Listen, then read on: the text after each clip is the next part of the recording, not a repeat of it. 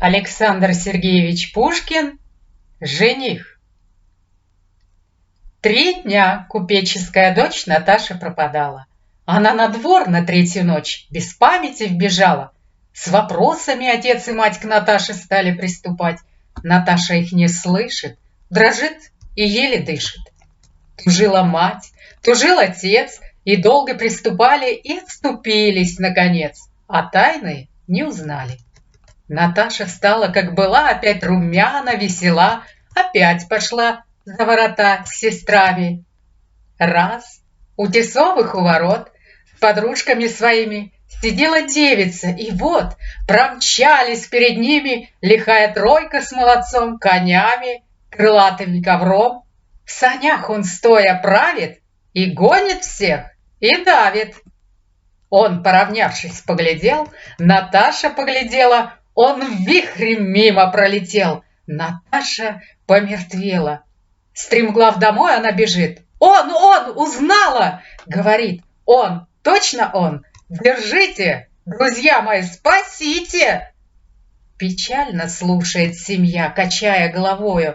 Отец ей: «Милая моя, откройся предо мною. Обидел кто тебя, скажи, хоть только след нам укажи». Наташа плачет снова, и более ни слова.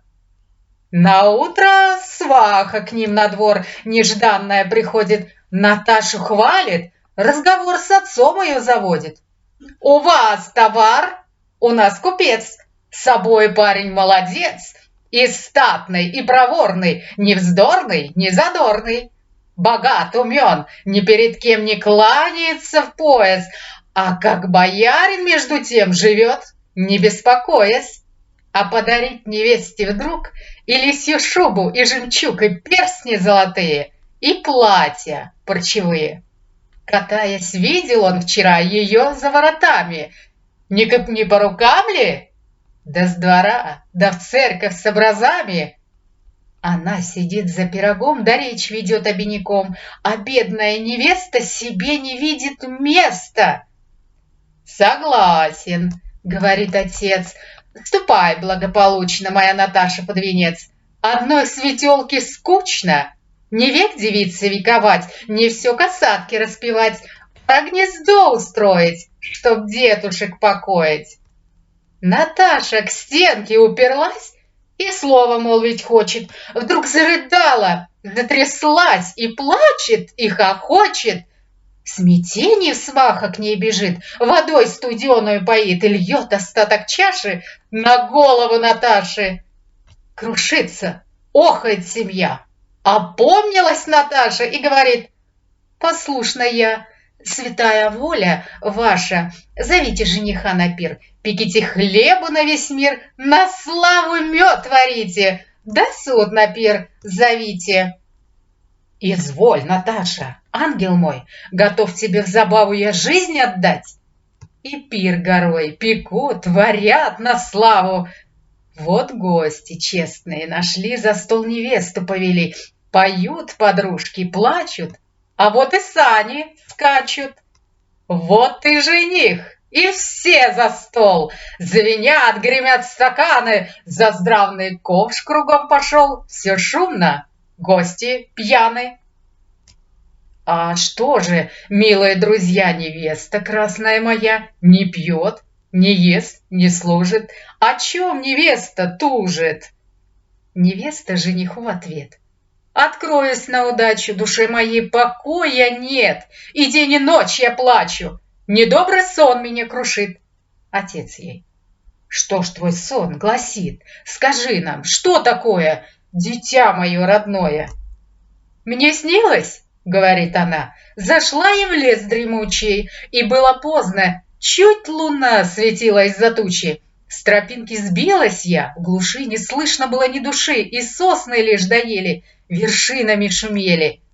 И вдруг, как будто наяву, изба передо мною, я к ней стучу, молчат, зову, ответа нет.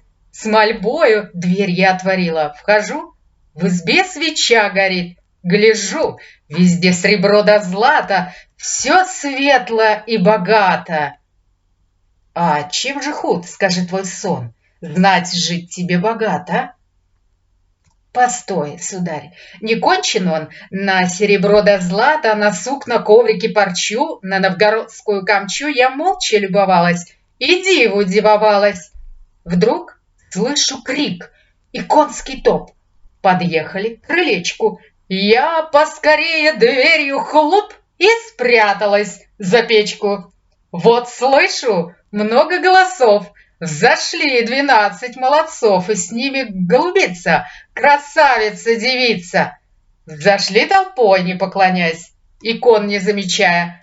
За стол садятся, не молясь, и шапок не снимая. На первом месте брат большой, по правую руку брат меньшой, по леву голубица, красавица-девица. Крик, хохот, песни, шум и звон, разгульное похмелье. «А чем же худ, скажи, твой сон?» — вещает он веселье.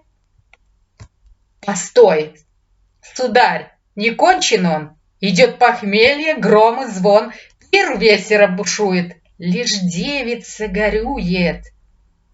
Сидит, молчит, не ест, не пьет, и током слезы точит, а старший брат свой нож берет, присвистывая точит, глядит на девицу косу и вдруг хватает за косу. Злодей девицу губит, ей правую руку рубит. «Ну, это, — говорит жених, — прямая небылица, но не тужи, твой сон не лих, поверь, душа девица».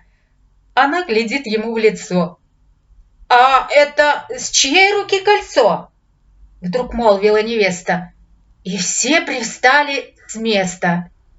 Кольцо катится и звенит, жених дрожит бледнее, смутились гости. Суд гласит: «Держи! Вязать злодея!» Злодей окован, облечен и скоро смертью казнен. Прославилась Наташа, и вся тут песня наша. Благодарю за внимание.